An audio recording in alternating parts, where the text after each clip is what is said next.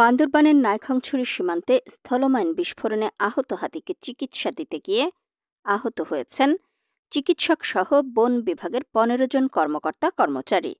তাদের মধ্যে ২ চিকিৎসক সহ ৩ জনের অবস্থা আশঙ্কাজনক।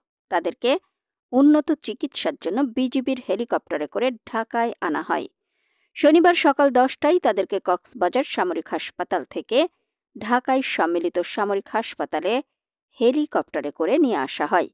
বিজিবি সদর দফতরের জনসংযোগ কর্মকর্তা মোহাম্মদ শরীফুল ইসলাম স্বাক্ষরিত সংবাদ বিজ্ঞপ্তিতে এই তথ্য জানানো হয়। সংবাদ বিজ্ঞপ্তিতে বলা হয়, ১৫ই আগস্ট বিকেলে কক্সবাজার জেলার রামু উপজেলার মায়ানমার সীমান্তবর্তী রাজারকুল থোয়াইঙ্গাকাটা এলাকার বালুচড়া দক্ষিণের পাহাড়ে মাইন বিস্ফোরণে আহত হাতির চিকিৎসা দিতে গেলে হাতিটির আক্রমণে ৩ জন গুরুতরভাবে আহত হন। বন বিভাগ সূত্র জানায়, ঢাকায় পাঠানো ৩ জন হলেন কক্সবাজার দক্ষিণ বন বিভাগের রাজারকুল রেঞ্জ কর্মকর্তা আলী নওয়াজ, ডোলা হাজরা সাফারি পার্কের ভেটেরিনারি সার্জন হাতেম সাজ্জাদ জুলকার নাইন ও গাজীপুর সাফারি পার্কের ভেটেরিনারি সার্জন মোহাম্মদ মোস্তাফিজুর রহমান। আহত অপর ১২ জন কক্সবাজারের বিভিন্ন হাসপাতালে চিকিৎসাধীন রয়েছেন। কক্সবাজার দক্ষিণ বন বিভাগের বিভাগীয় কর্মকর্তা মোহাম্মদ নুরুল ইসলাম বলেন, পার্বত্য উপজেলা নাইখাংছড়ি বন রেঞ্জ থেকে খবর আসে, নাইখাংছড়ি সীমান্তে স্থলমাইন বিস্ফোরণে আহত হাতিটি বর্তমানে রামু উপজেলার দরিয়ার দিঘি সংরক্ষিত বনে অবস্থান করছে।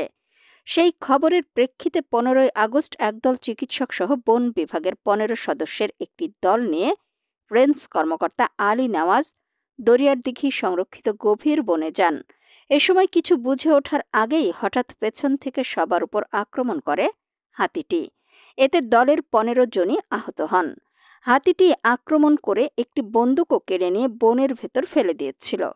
অনেক খোঁজাখুঁজির পর বন্দুকটি উদ্ধার করা হয়। এই কর্মকর্তা আরও বলেন, মাইন বিস্ফোরণে হাতিটির সামনের ডান পা প্রায় অবশ। ওই পায়ের তলা ও নখ উড়ে গেছে। বাকি ৩টি পায়ে খুঁড়িয়ে হাঁটতে হচ্ছে হাতিটিকে। পায়ের ক্ষতের যন্ত্রণা নিয়ে খাবার সংগ্রহ করতে গিয়ে হাঁপিয়ে উঠছে হাতিটি।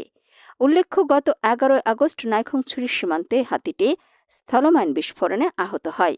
চিকিৎসকরা বলছেন, রক্ত ও পানি শূন্যতায় হাতিটি দুর্বল হয়ে পড়েছে। দীর্ঘমেয়াদী নিবিড় পরিচর্যা দরকার আহত হাতিটির।